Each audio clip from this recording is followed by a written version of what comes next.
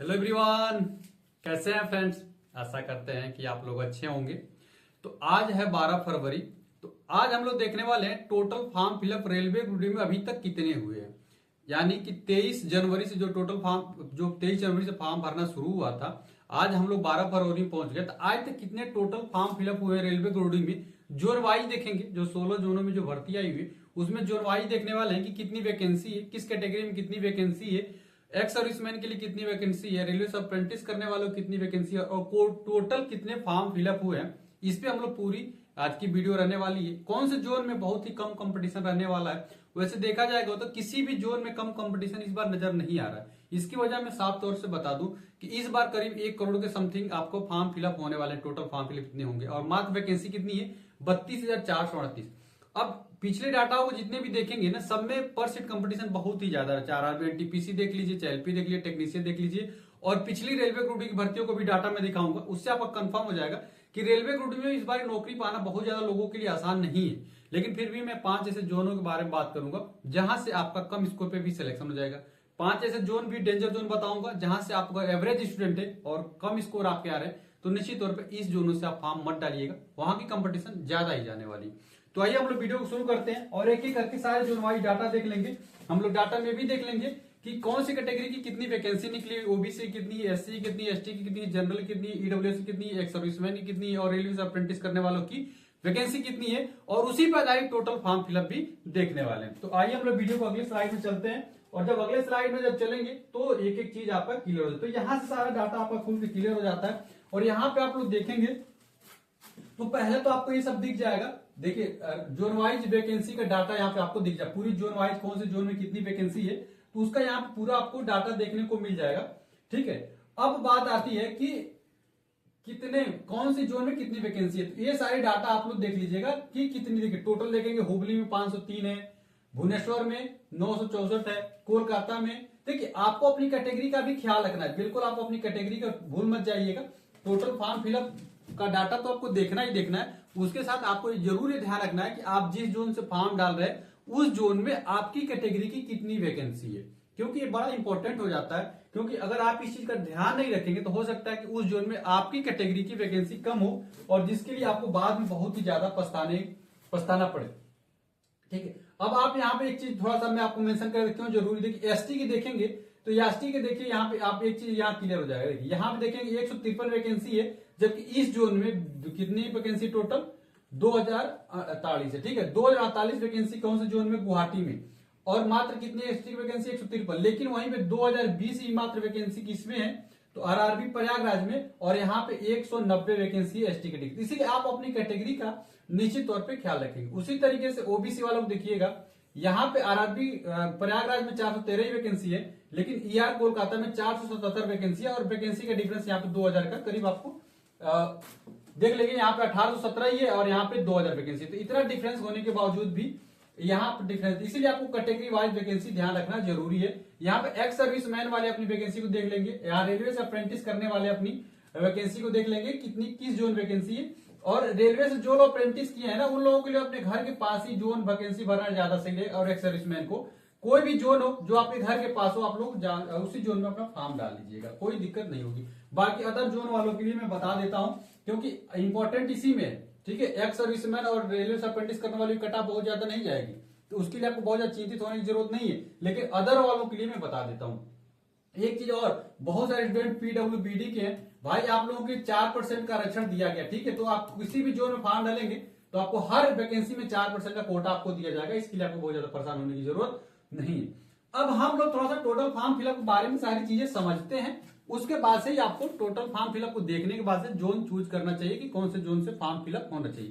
पहले हम official data एक चीज देखते हैं कि 2018 में अगर देखेंगे तो 2018 का जब डाटा उठाएंगे तो 2018 में जो टोटल फॉर्म फिलअप हुए थे वो हुए थे 1,80,00,000। ठीक है, 1.8 करोड़ टोटल फॉर्म फिलअप हुए थे और वैकेंसी कितनी थी 62,907। यानी कि 62,907 के अगेंस्ट में 1,80,00,000, चूंकि बहुत दिनों बाद वैकेंसी आ रही थी इसीलिए नंबर ऑफ स्टूडेंट बहुत ही ज्यादा उस वैकेंसी में देखने को मिले। और हालांकि वहां की कट ऑफ उस बार भी बहुत ज्यादा नहीं चली गई थी, 60-70 के आसपास उस बार भी कट ऑफ गई थी।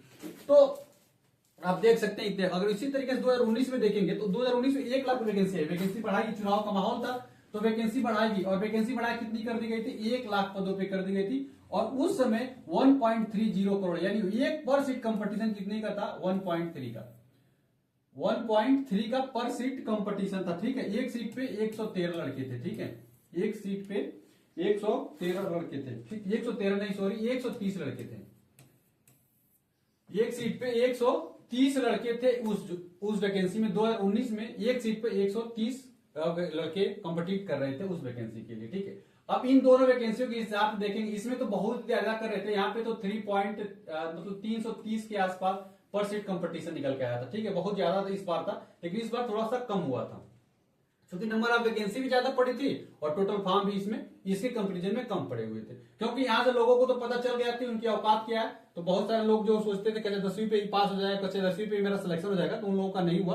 तो अगली बार से लोग नहीं फॉर्म भरे, इसीलिए टोटल फॉर्म फिलअप कम हुआ। अब बात आती है कि जो 2025 वाली जो वैकेंसी हमारी आई हुई है, 2025 वाली वैकेंसी है, इसमें कितने लगभग फॉर्म पड़ने के चांसेस है। तो देखिए, अगर 2025 की हम बात करें, 2025 में टोटल फॉर्म फिलअप आपके कितने होंगे, तो उसके आधार पे मैं बता देता हूँ एक चीज कि उसके आधार पे आपका टोटल जो फॉर्म फिलअप होगा ना, वो 80 लाख से लेके 1 करोड़ के आसपास होगा। मैं तो शुरू से ही आपको बता रहा था, इतना आपका टोटल फॉर्म फिलअप होने वाला। अब बात आती है कि कितना टोटल फॉर्म फिलअप हुआ है अभी तक, और उसके आधार पे ही आपको आपका जोन देख लेंगे, कौन सा जोन सेफ जोन है, कौन सा जोन डेंजर जोन है। तो अब बात आती है कि टोटल फॉर्म फिलअप का डाटा लोगों को मिल रहा है या नहीं मिल रहा है। तो देखिए, एक चीज में बता दें, कहीं से भी किसी भी तरीके से अभी तक ऑथेंटिक जो न्यूज है, प्रॉपर जो न्यूज है, और कहीं से भी रजिस्ट्रेशन आईडी से कुछ आइडिया नहीं लग पा रहा, लेकिन ठीक फिर भी एक अप्रोक्स मैं बता देता हूं, इसी के आसपास आपके टोटल फॉर्म फिलअप हुए हैं। कहीं पे भी आप जाएंगे इस चीज आपको नहीं मिलेगा कि टोटल फॉर्म फिलअप को लेके, लेकिन हाँ एक आइडिया आपको दे देता हूं कि किस जोन में कितने लगभग फॉर्म फिलअप हुए हैं। उसी पे आधारित आप अपनी जोन चूज कर लीजिएगा, फॉर्म डालिएगा और आपके जोन में पता चल जाएगा। तो सबसे एक नंबर पे मैं बात करता हूँ आरआरबी हुबली का। ठीक है, आरआरबी हुबली का देखेंगे तो 2 लाख के समथिंग फॉर्म पड़ चुके, यहाँ वैकेंसी मात्र 503 है। उसी तरीके से भुवनेश्वर का देखेंगे तो भुवनेश्वर का कितना है, 3.20 लाख यहाँ पे टोटल फॉर्म फिलअप हुए हैं। एसीआर कोलकाता का देख लीजिए 3.10, उसी पर से हाजीपुर का देखेंगे तो 2.90। ठीक है, बिलासपुर का देखिएगा तो 3.50, गोरखपुर का 3.01 लाख, इसका हो जाएगा 3.5। ठीक है, जयपुर का। और यहाँ पे देखेंगे जबलपुर वाले का देखेंगे तो 3.81 लाख हो जाएगा। सिकंदराबाद का देखेंगे 3.80 लाख, ईसीआर कोलकाता का 3.81। प्रयागराज में 4 लाख का टोटल फॉर्म फिलअप हो चुका है। एनएफआर गुवाहाटी में 4.2 लाख टोटल फॉर्म फिलअप हुआ है, और चेन्नई में 4.42, और मुंबई में 4.81, वेस्टर्न में 4.1 लाख, और न्यू दिल्ली में 5.2 लाख। ये टोटल फॉर्म फिलअप एक तरीके से अप्रोक्स है। तो इस तरीके से देख लीजिएगा टोटल फॉर्म फिलअप का सीक्वेंस क्या है। और आपको भी पता है, जहां पे नंबर ऑफ वैकेंसियां ज्यादा रहेंगी वहां पे टोटल फॉर्म फिलअप ज्यादा होगा। इसका रिकॉर्ड भी आप लोग देख सकते हैं। इसके अलावा टोटल फॉर्म फिलअप करते भी कम नहीं आने वाले हैं, बहुत ही ज्यादा लड़के फॉर्म डालेंगे। इसके लिए आपको अच्छे तरीके से मेहनत करने की जरूरत है। रेगुलर तरफ में मेहनत करेंगे तो ही आपका सिलेक्शन होगा। टारगेट आपको 75 से 80 के बीच में ही लेके चलना है, वही भी आपका सिलेक्शन होने वाला। अब बात आती है 5 सेफ जोन बता दीजिए सर। तो मेरे हिसाब से मैं आपको साफ तौर पर 5 सेफ जोनों की अगर मैं बात कर लेता हूं, तो मैं आपको 5 सेफ जोन की भी बात कर लेता हूं। तो 5 सेफ कौन से जोन, 5 जोन रहने वाले हैं वो मैं आपको बता दूं। तो देखिए, अगर आप सेफ जोन की बात करें तो देखिए, यहाँ पे न्यू दिल्ली की तरफ आपको नहीं जाना है, फिर वेस्टर्न मुंबई की तरफ नहीं जाना, ये एकदम डेंजर जोन में रहने वाले। उसके बाद से प्रयागराज का जो जोन होगा और गोरखपुर वाले में नहीं जाएगा, एकदम डेंजर जोन रहेगा। प्रयागराज बिल्कुल डेंजर जोन रहेगा। और एक और आपका जोन बता दे, हुबली तो आपको डालना ही नहीं है, यहाँ पे एकदम खतरा ही है, यहाँ पे नहीं डालना। अब बात आती है 5 सेफ जोन बता दिए जहां पे हम कम स्कोर पे सिलेक्शन पा जाए, तो वहां से आपको फॉर्म डालना है। या 1 नंबर पे स्कोर रखिएगा चेन्नई से, बहुत ही कम कंपटीशन रहेगा, यहाँ पे पर सीट कंपटीशन भी कम रहेगा, और आप पाएंगे कि यहाँ पे कम स्कोर पे लोगों का सिलेक्शन होता हुआ भी नजर आएगा। क्योंकि पिछले वैकेंसियों का रिकॉर्ड आपको पता है कि कहीं पे चंडीगढ़ में 71 पे सिलेक्शन हुआ था, वहीं पे सिकंदराबाद में कम। सिकंदराबाद साउथ की तरफ जाएंगे तो कट ऑफ कम जाने के चांसेस रहते हैं।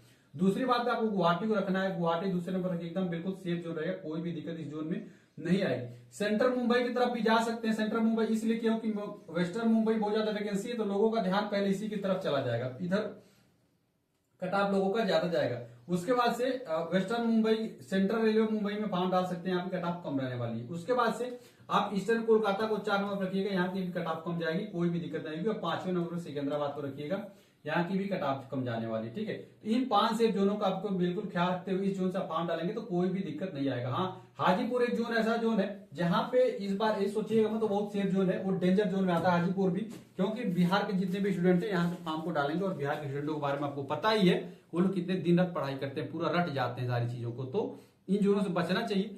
और इसके अलावा जो मैंने 5 सेफ जोनों की बात की, जो सब फॉर्म डालिएगा। बाकी वीडियो मेरी कैसे लगती है, आपको सारी इन्फॉर्मेशन कैसे लगे, निश्चित तौर पे कमेंट करके मुझे बताइएगा। वीडियो अच्छी लगी तो वीडियो को लाइक करिएगा, चैनल को जरूर सब्सक्राइब करिएगा, बेल बटन को भी इसके साथ दबा लीजिएगा।